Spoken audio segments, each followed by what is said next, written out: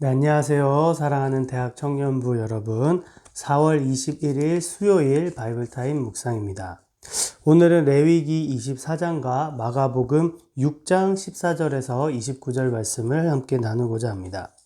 오늘은 이스라엘 백성들과 제사장들이 하나님 앞에서 영원히 행해야 하는 규례에 대해서 말씀하고 있습니다. 먼저 하나님 앞에 항상 등잔불을 켜주라고 하나님 앞에서 항상 등잔불을 켜놓고 정리해 주는 것입니다. 백성들은 이것을 위해서 정성스레 올리브유를 찧어서 순결한 기름을 만들어서 그것을 아론에게 제공을 해야 합니다.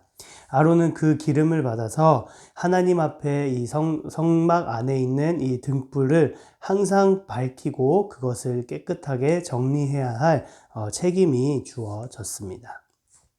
두 번째는 고운 가루로 떡 12개를 만들어서 그 하나님 앞에 있는 상에 이 12개를 두 줄로 6개씩 가지런히 놓아놔야 했습니다.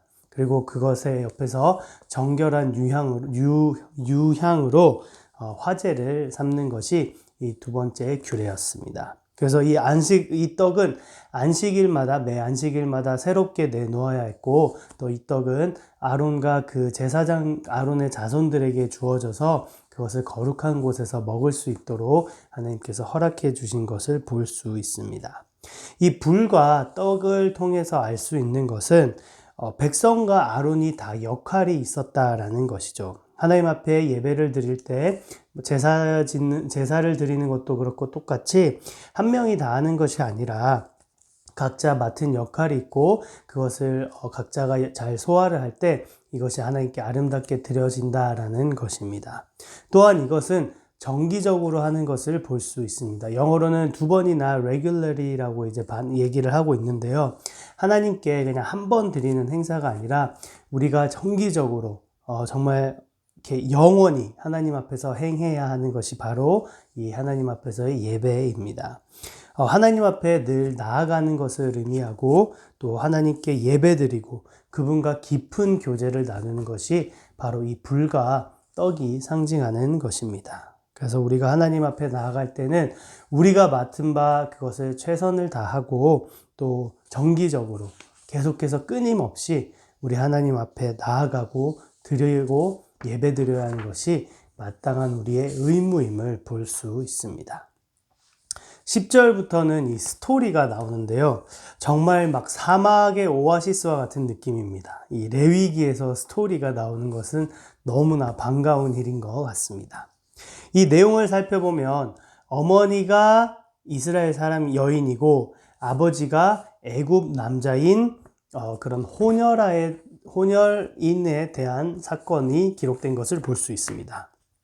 이 사람이 이스라엘 사람과 막 싸우게 됩니다. 아마 혼혈이니까 아마 그때도 많은 어려움과 놀림이 또 있었을 거라고 생각을 할 수 있는데, 싸우는 것은 충분히 싸울 수 있죠. 사람과 사람이 살면서 당연히 이거는 싸울 수 있는데, 이 혼혈인이 어떤 일을 하냐면 바로 하나님의 이름을 모독하고 저주를 하는 사건이 일어나게 됩니다. 지금 이스라엘 백성에게 어떤 일이 일어나고 있죠? 이 하나님의 율법이 백성들에게 가르쳐지고 있고 또 십계명이 주어지고 있고 이것이 계속 선포되고 있는데, 하나님의 이름을 망령되이 일컫는 이 십계명을 범하는 십계명의 세 번째 계명이죠. 이것을 범하는 이 신성 모독을 이 혼혈인이 하게 된 것입니다. 그래서 이것을 들은 사람들이 이 혼혈인을 잡아다가 모세에게 데리고 갑니다. 그리고 하나님의 그 판결을 기다리게 됩니다. 하나님께서 이 저주한 사람을 하나님을 저주한 이 사람을 진영 밖으로 끌어내서 돌로 이것을 들은 그 모든 사람이 이 사람 위에 머리에 손을 얹고 돌로 치라라고 하나님께서 판결을 내리십니다. 그리고 바로 이 새로운 법이 여기서 이제 만들어지는 것이죠. 하나님을 저주하고 모독하면 돌로 치라. 그리고 23절을 보면 이 하나님의 말씀대로 이 백성들이 행하는 것을 볼 수 있습니다. 이 법은 신약에서도 나오죠. 여러분 혹시 기억나시나요? 바로 이 스데반이 받았던 판결이 바로 이 판결입니다. 물론 그들이 양심의 거리낌 때문에 했지만 그들이 밖에서 내세웠던 그 형식적인 그 법은 바로 지금 여기 이 레위기에서 나온 이 법을 적용을 해서 스데반을 성 밖으로 데리고 가서 돌로 쳐 죽이는 그것을 볼 수가 있습니다. 그래서 한 명은 정말로 신성 모독을 해서 돌로 쳐서 맞아 죽었고, 한 명은 복음을 전하다가 모반을 당해서 이렇게 돌로 침을 받은 것을 볼 수 있습니다. 다시 이 스토리로 넘어가서 이 스토리를 통해서 이 이스라엘에게 법이 어떻게 적용이 되는지, 그들은 어떻게 이 법을 법과 함께 살아갔는지 우리에게 보여주는 좋은 스토리인 것 같습니다. 그래서 여기서 우리가 배워야 할 점은 바로 판단을 하나님께 맡긴다라는 것입니다. 사람들이 자신이 그냥 판단을 하는 것이 아니라 모세에게 나아가 하나님께 이 어떤 사건에 대해서 판결을 기다리는 것을 볼 수 있는데요. 하나님께서 법을 주셨는데 하나님은 모독한 사람이 나타났습니다. 이것이 분명 죄를 지은 것은 맞는데 그러니까 이 모독이라는 거에 대해서 확실한 판결은 아직 본인들이 알지 못했어요. 그래서 그들은 거기서 자신들이 판단을 해서 이것을 마음대로 처리를 한 것이 아니라 하나님 앞에 나아가서 하나님의 판결을 기다리고 하나님이 그 내리신 판결에 순종한 것을 볼 수가 있습니다. 우리도 이제 현대 시대를 살아가면 정말로 성경에 기록되지 않은 많은 사건들, 또 많은 죄들, 또 많은 범죄들, 하여튼 너무나 많은 일들과 상황에 우리가 부딪히게 됩니다. 그럴 때 대부분 우리는 어떻게 하고 있나요?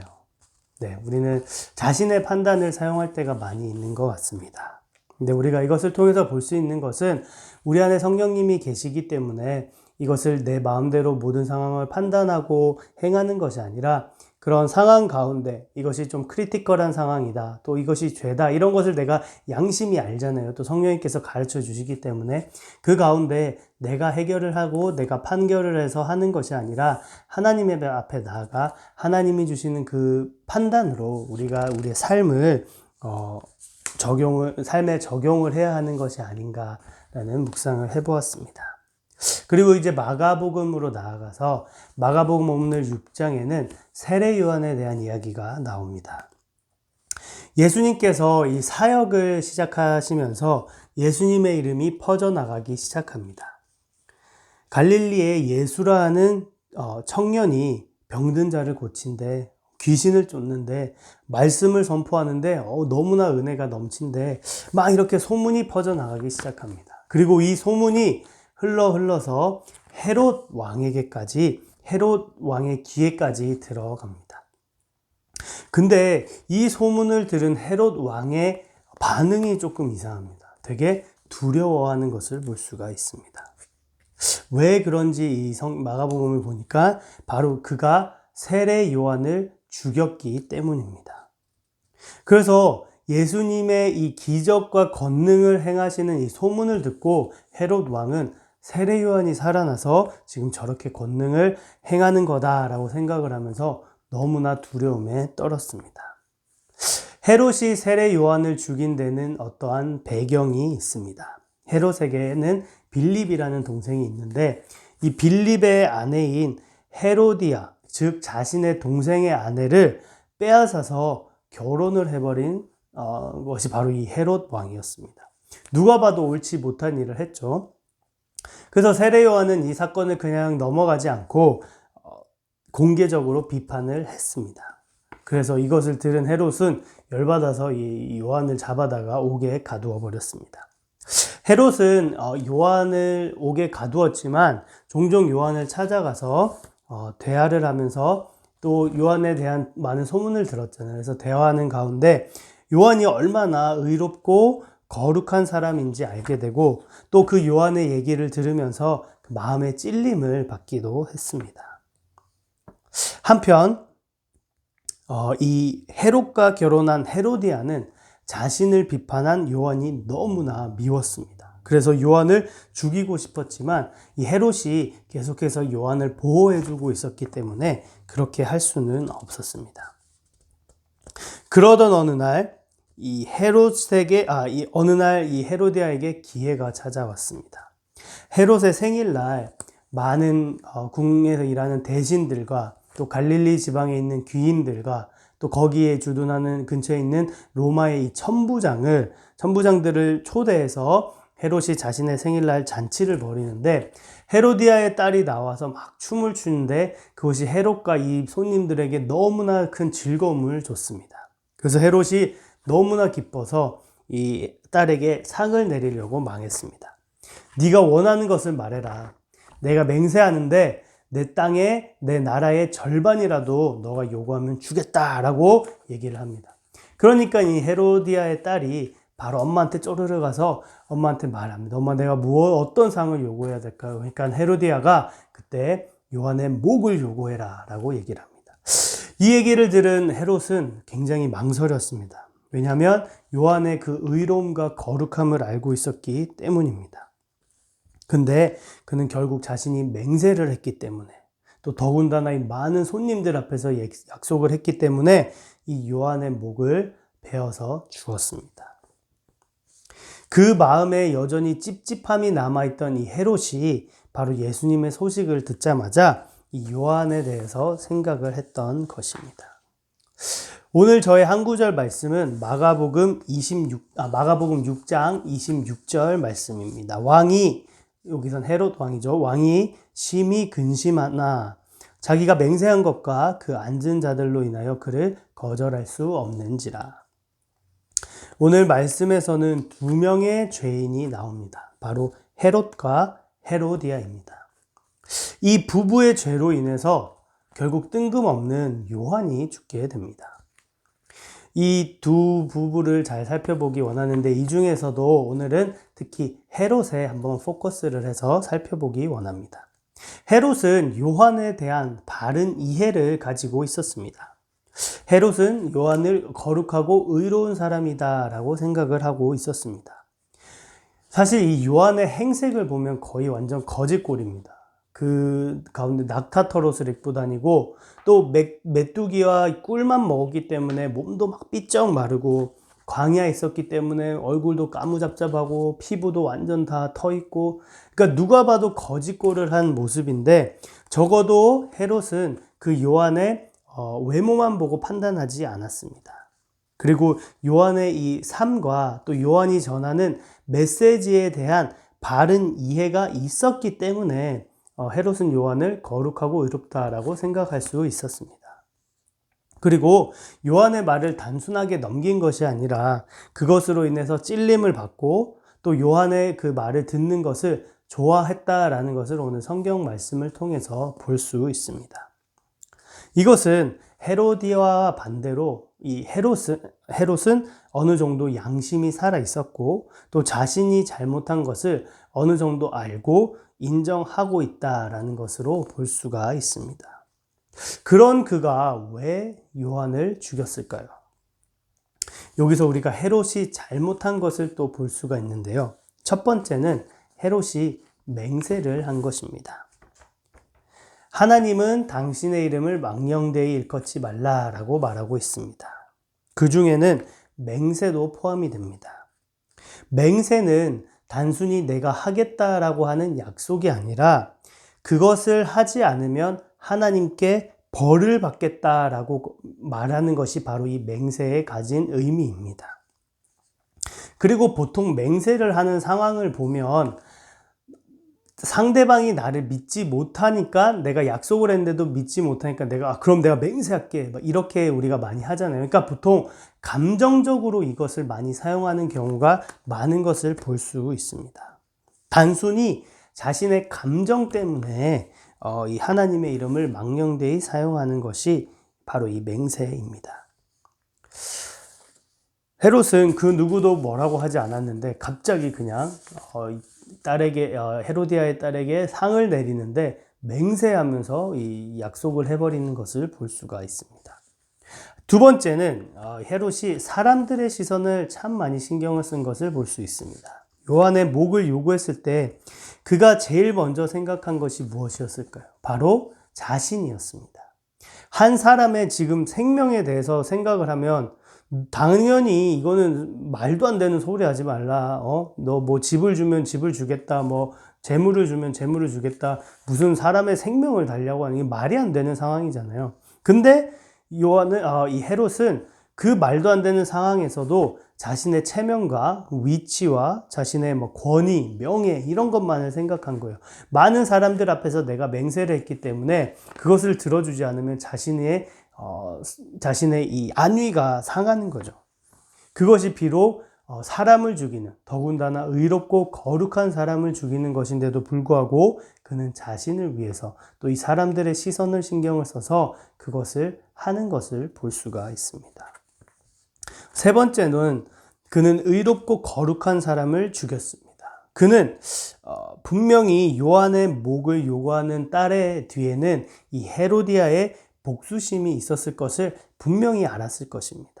왕이잖아요. 왕이 당연히 이 정치를 하는 사람인데 그 왕궁에서 정치를 하면서 살아간 사람이 그 쉬운 일을 절대 몰랐을 거라고는 생각하지 않습니다.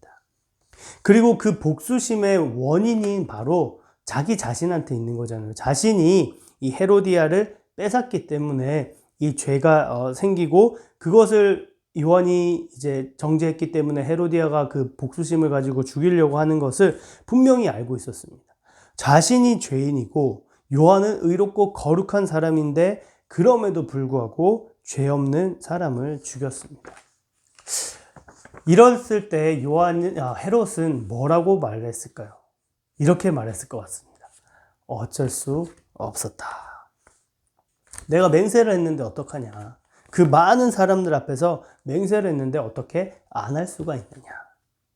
근데 우리는 이것을 한번 생각해 보아야 합니다. 만약에 헤로디아의 딸이 요한의 목이 아니라 정말로 나라의 절반을 만약에 요구했다면 헤롯이 들어주었을까요? 저는 그렇게 생각하지 않습니다. 이 핑계에 저 핑계를 대서 분명히 그것은 일어나지 않도록 막았을 것입니다. 사실 이 요한의 죽음에서 요한이 잘못한 것은 하나도 없습니다. 애초에 죄도 헤롯이 지었고 이 상황도 본인의 실수로 만들어 버린 것입니다. 그러면서도 어쩔 수 없다면서 요한을 죽여 버렸습니다. 죄 때문에 거룩한 의인이 죽음을 맞이했습니다. 이것은 어느 정도 예수님의 모형을 보여주는 것이 아닌가라는 묵상도 해보았는데요. 그것보다는 이 죄라는 거에 대해서 다시 조금 더 묵상을 해보기 원합니다. 그리고 이 죄 없는 자를 죽인 헤롯의 결과는 어떠했습니까? 오늘 마가복음 첫 부분에 나오는 것처럼 두려움에 사로잡혀 있는 헤롯을 볼 수가 있습니다.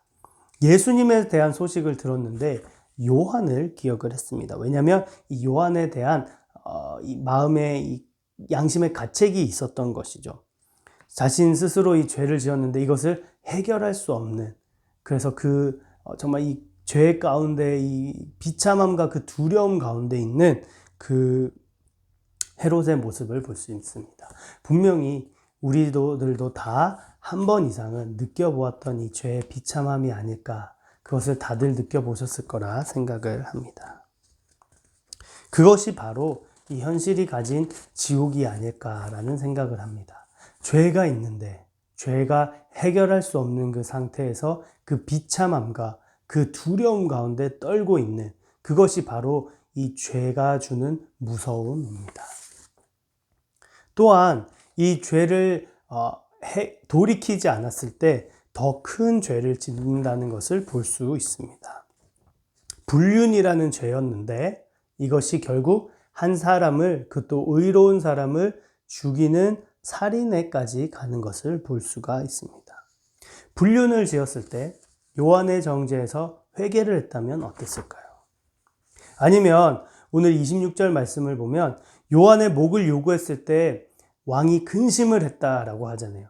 그러면 그 근심을 했을 때 이 양심이 찔리고, 맞다. 요한은 거룩하고 의로운 사람인데 이거는 말도 안 된다라고 기억을 하면서 만약에 회개를 했더라면 어땠을까요? 회개하지 않는 그 마음이 더 큰 죄로 이끌어가는 것을 볼 수 있습니다. 그리고 이 헤롯은 나중에 누가복음 13장과 23장을 보면 예수님을 죽이려고 이제 꾀하기도 하고요. 또 예수님과 직접 대면했을 때 예수님을 무시하는 것을 볼 수가 있습니다. 그 마음이 더 점점 더 강팍해진 것을 볼 수 있습니다. 오늘 우리의 마음은 어떠합니까?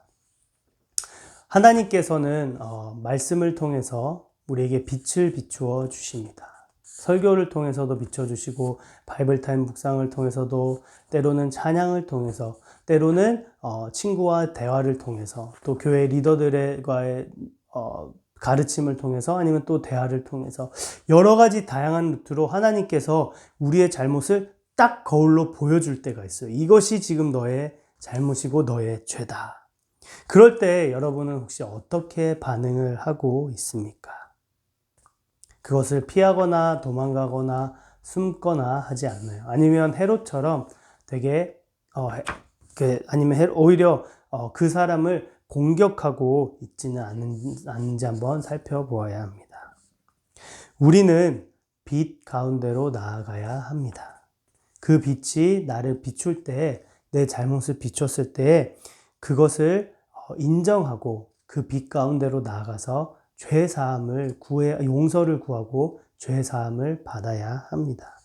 그래야 우리가 더 큰 죄를 짓지 않고 또 그 죄의 비참함과 두려움에서 벗어나서 평안함과 기쁨 가운데 거할 수 있습니다. 우리는 죄를 짓지 않을 수는 없습니다. 하지만 그 죄를 지었을 때 즉각해서 하나님께 나아가면 되는 너무나 큰 은혜와 특권이 있는 것이 바로 지금 우리들입니다. 그 가운데 나아갈 때 우리는 다시 거룩하게 살아갈 수 있는 힘을 얻을 수 있습니다. 헤롯의 이야기는 바로 오늘날 나의 이야기입니다. 더 늦기 전에, 더 큰 죄를 짓기 전에 그때그때 말씀해 주시는 그 하나님의 음성 앞에 회개하며 나아가는 저희 대학 청년부가 되기를 소망합니다. 기도하겠습니다. 하나님 아버지 감사합니다. 또 오늘 헤롯의 이야기를 통해서 우리에게 또 회개하는 그 마음을 보여주신 것을 감사합니다. 회개하지 않을 때 더 큰 죄로 나아감을, 정말 양심을 속이고 정말 거룩하고 의로운 요한을 정말 자신을 보호하기 위해 죽이는 그 헤롯의 모습을 보았습니다. 주님, 그것이 우리의 인간의 마음이 얼마나 악하고 강팍하고